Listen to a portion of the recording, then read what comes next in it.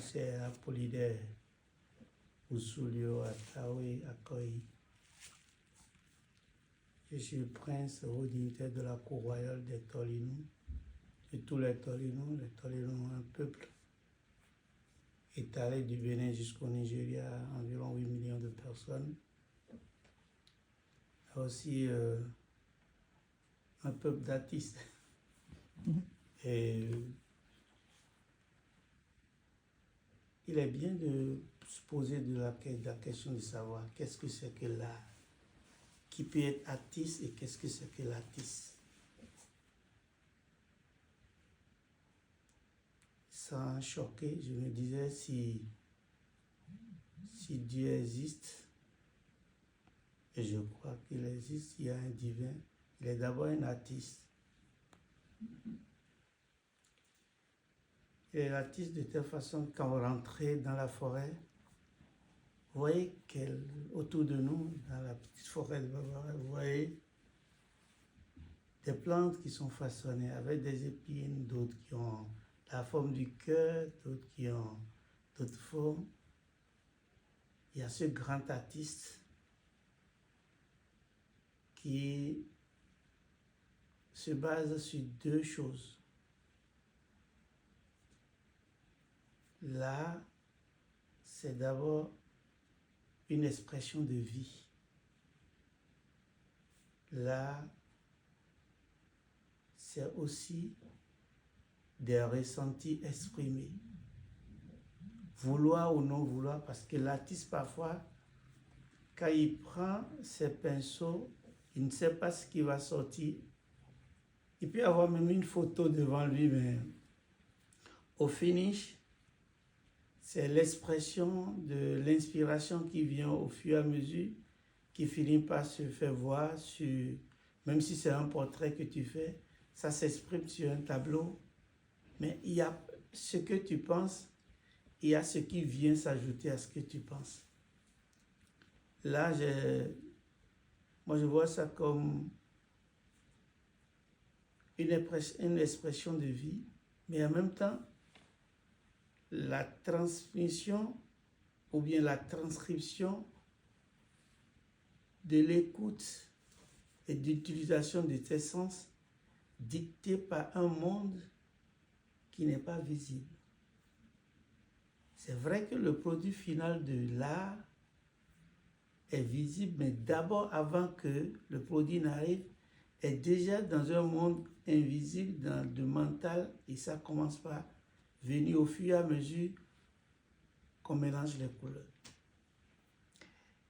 Et la vie aussi est basée sur des couleurs. Au commencement, la vie, c'est de l'art.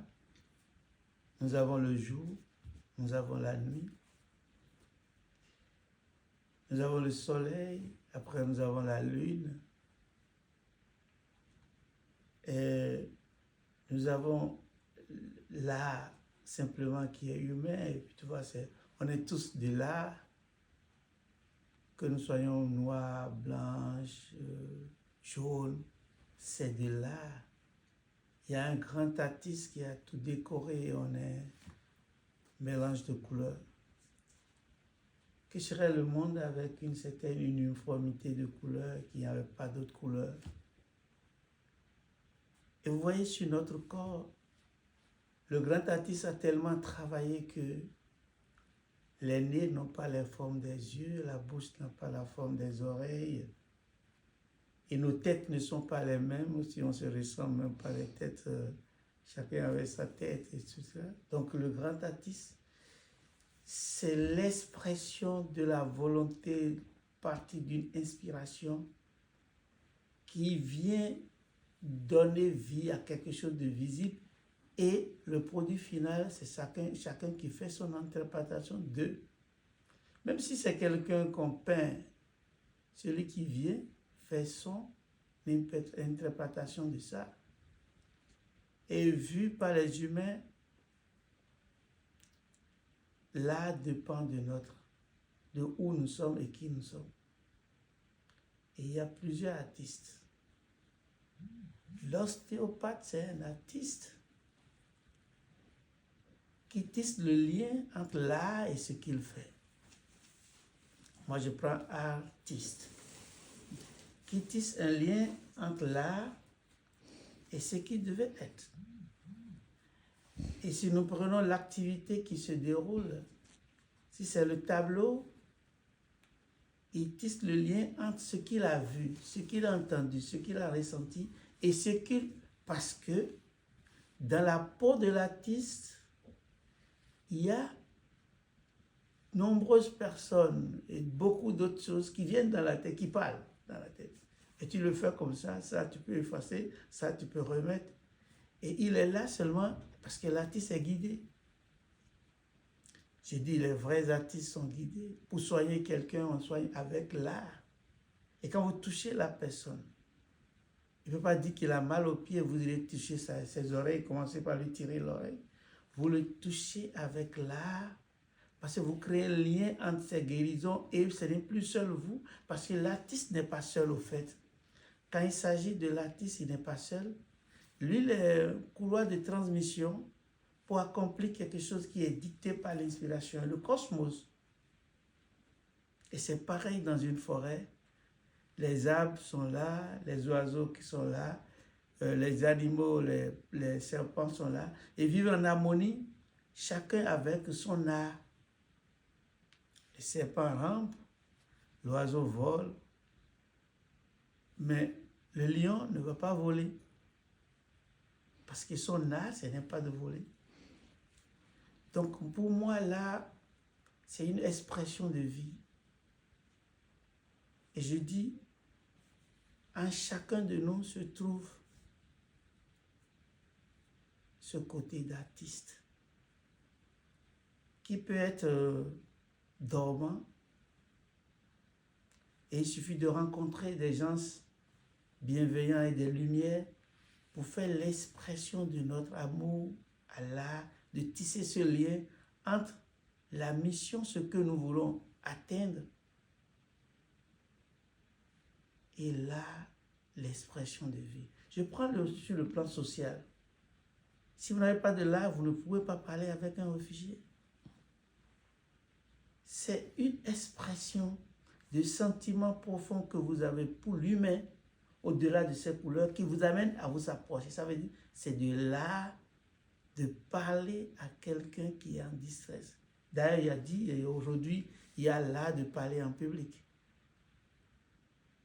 On enseigne l'art de parler en public, l'art d'aborder quelqu'un, l'art de soigner. Et quand je viens à l'art que fait Monica, ça c'est l'art, c'est ça qui soigne. Au-delà de médecin, là, un tableau peut soigner. Parce que, à part les maladies physiques que nous développons, nous avons aussi ces maladies psychologiques qui ont besoin de se concentrer sur quelque chose. On ne peut pas se concentrer sur le néant, sur le vide. Il est vrai, on dit aux personnes, fais le vide, fais l'effort de faire le vide.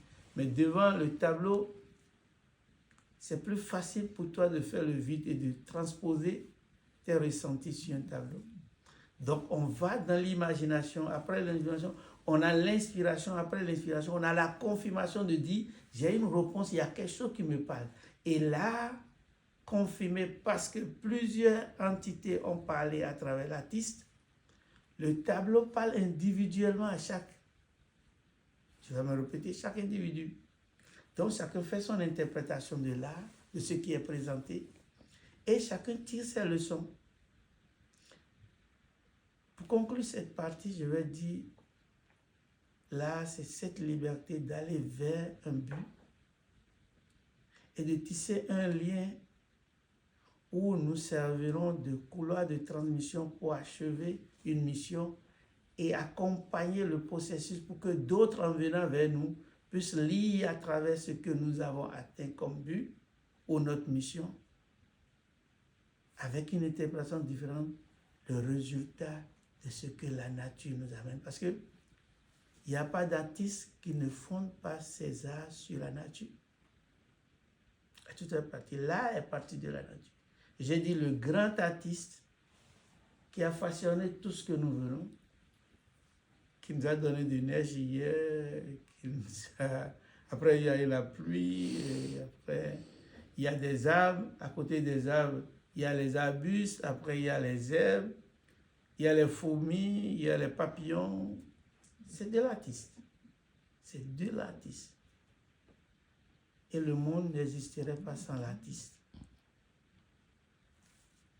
Et si on enlève l'artiste de nous tous ici, la première personne qui rentre dans ces chambres, on dit, eh, ils sont devenus des fous. Et ils sont malades, là, il faut les fuir. Qui nous a habillés? C'est un artiste. Un tailleur, un couturier, un shoemaker, et quelqu'un qui nous a fait nos verres. Tout cela, un artiste quelque part a fabriqué tout ça là. Il a vu le design, il a correct les jolis l'effigie des animaux de voir majestément assise devant moi, la grande princesse, l'aînée, Maya, tout ça là, c'est de l'art. Et là, sans l'artiste, on serait tous des gens qui la vie n'aurait pas de sens. Donc, est-ce qu'on apprend à être artiste? Non, on guide l'artiste. Et l'apprentissage est continu chez l'artiste qui se confirme par le sens de l'écoute, en utilisant ses sens, l'écoute, le toucher, l'odorat. L'artiste utilise ses sens et au fur et à mesure, vous avez dit tout à l'heure, empowerment, c'est le renforcement de ses capacités, l'auto-renforcement de ses capacités. Il peut avoir un diplôme d'artiste et un diplôme de l'art, mais il ne va pas l'exercer correctement s'il ne va pas à l'école de l'écoute, de l'utilisation de ses sens et aussi, surtout, l'observation. L'artiste est le grand observateur dans le silence. Il observe avec les yeux, mais il observe avec son être. Et pour peindre une situation, par exemple, il faut rentrer dans la peau de celui qui vit la situation. Ça veut dire qu'il y a cette transfiguration, cette intégration de l'être et même de non-l'être, parce que si tu veux peindre l'arbre, il faut rentrer dans l'arbre pour pouvoir peindre l'arbre. Sinon, tu vas passer à côté de la plaque. L'acte 6, c'est le créateur. Et tu m'as demandé qu'est-ce qu'un créateur? Qu'est-ce que c'est que la création? Et nous avons dit tout à l'heure, rien ne se perd, rien ne se crée, tout se transforme. Non, mais la création, est-ce que nous avons créé de nouveau? Ou bien nous avons récupéré ce que la nature nous offre et nous redonnons comme un cliché de ce que nous vivons, l'expression de ce que nous vivons. Si c'est ça, apporter un plus, parce que ce tableau n'a jamais existé, c'est quelqu'un qui l'a apporté, donc c'est apporter un plus à ce qui existe. S'il y avait 1000 tableaux sur cette terre, en apportant ce tableau, ça fait un tableau de but. On a créé un tableau. Mais déjà, c'est que c'est l'expression de quelque chose qui existait dans le vide, dans la conscience, quelque part qu'on a sorti. Et avec le sens d'écoute et les doigtés de l'apprentissage continu sur l'art, on a sorti ce tableau. On ajoute un plus. La création, c'est faire de l'art un plus à ajouter à la vie, et pas seulement à la vie, à l'existence. Et quand ça, si on l'a fait et ça n'apporte pas une transformation, une éducation quelque part, ça n'est pas une création. Ce n'est rien de nouveau. Ça veut dire que c'est du déjà vu. Si ça n'a pas un message à véhiculer, si ça n'a pas quelque chose à apporter, si ça n'apporte pas de nouveau, ce n'est pas une création. C'est du déjà vu. Mais toute création doit apporter quelque chose de nouveau. Ne serait-ce un mot ou un ressentiment. Ou n'importe qui ne vous connaît pas, quand il vient, il tire parti de ce qui est fait. Lui, il trouve une partie de lui dans ce qui est fait. Voilà un peu. Je vais m'arrêter là. S'il y a d'autres questions, on va continuer à échanger là-dessus.